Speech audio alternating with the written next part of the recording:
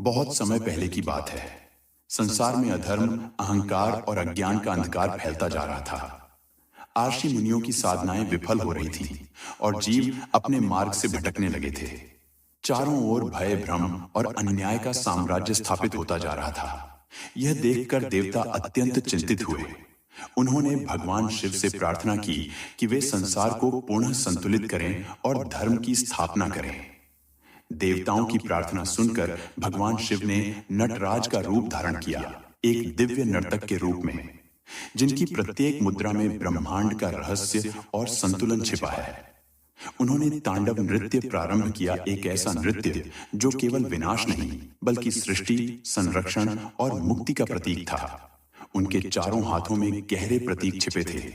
एक हाथ में डमरू, जिससे AUM की दिव्य ध्वनि निकली और सृष्टि की शुरुआत हुई।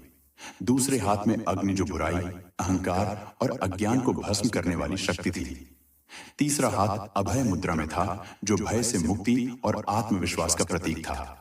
चौथा हाथ गति को दर्शाता था, जीवन की निरंतरता चक्र और लय को समझाता हुआ। उनका एक पांव ऊपर उठा हुआ था, मोक्ष का संकेत, और दूसरा पांव अपस्मार नामक एक राक्षस को कुचल रहा था, जो अज्ञान और अहंकार का प्रतीक था।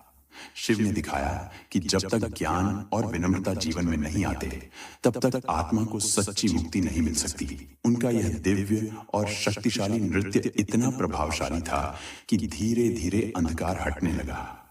ऋषियों को ज्ञान की दृष्टि प्राप्त हुई, लोगों के मन से भ्रम मिट गया और संसार में एक बार फिर धर्म, संतुलन और चेतना की स्थापना